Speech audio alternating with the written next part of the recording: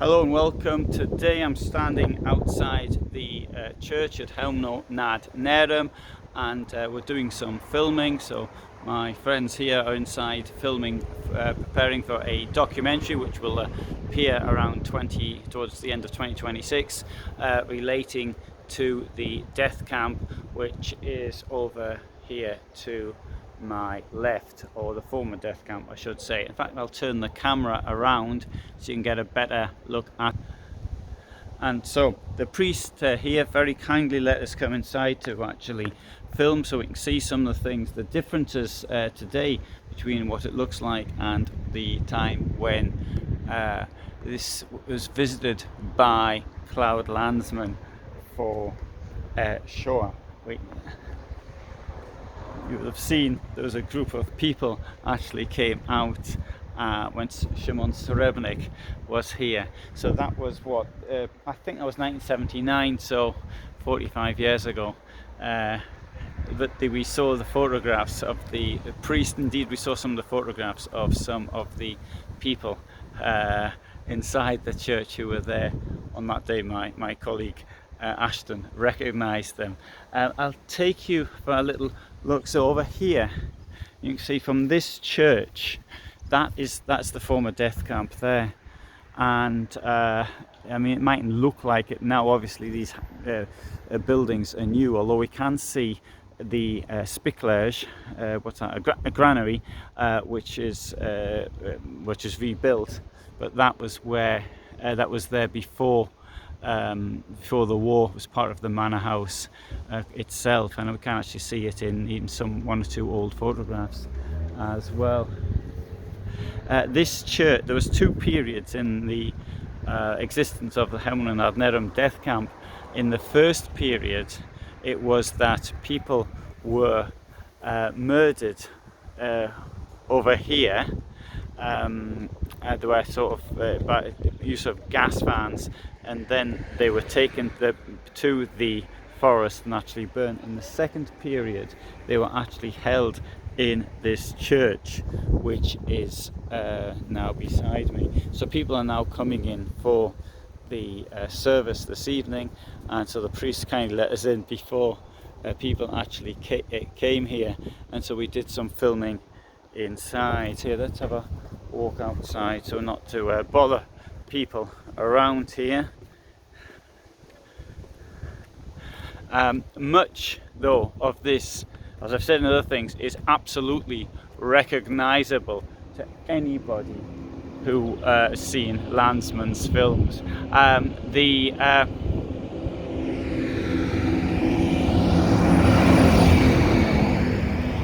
The death camp here was taken over by a collective farm, and the collective farm had it until the museum got it sometime in the 1990s down there. In fact, let's have a walk around the church. Now, inside the church itself, though, lots of things have changed in the intervening 45 years. There's one thing I thought was interesting. The place where the preacher preaches from, I think it's called the Ambo, I can't remember the word now, whatever it's called, the Crow's Nest or something, and that was at a height in 1979. Now they have to do, the priest speaks from ground level. There was one or two other changes inside the church itself, but the biggest thing I'd have to say that changed the environment is down there. We've now got the motorway, the A2, running from Berlin to Warsaw, and that wasn't here. In fact, it wasn't here when I first came either. But you can see film I made just after it was just opened. We don't even get a view here of the, but you can see it down there through the vegetation.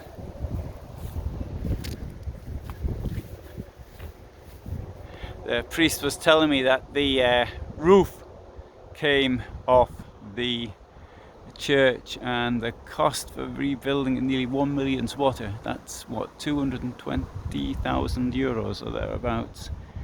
And also there's work on the tower as well, and that was coming to about 700,000 zlotys. That's what 180,000 euros, something like that. No, exaggerating the euro there, sorry, 160,000.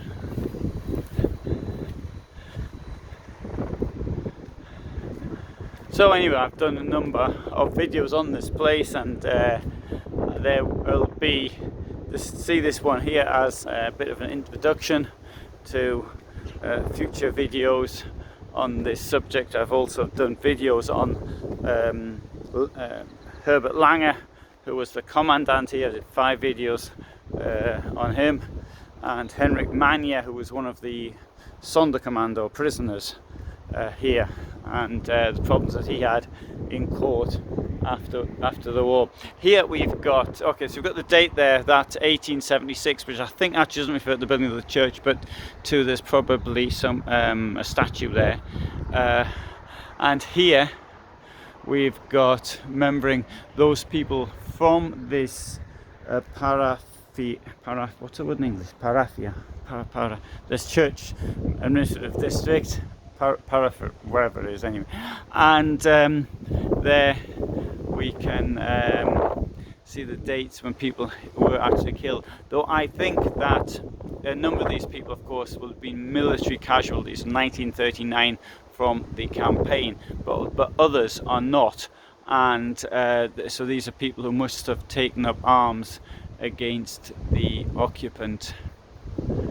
So we've got dates throughout the war there, although 1941 doesn't appear very much, but other dates do. So I would suggest even 1940 could be, I don't know, I'm just guessing, but it could be from things like the Norway campaign, for example, or indeed it could be those who were taken prisoner by the Soviets and then later murdered.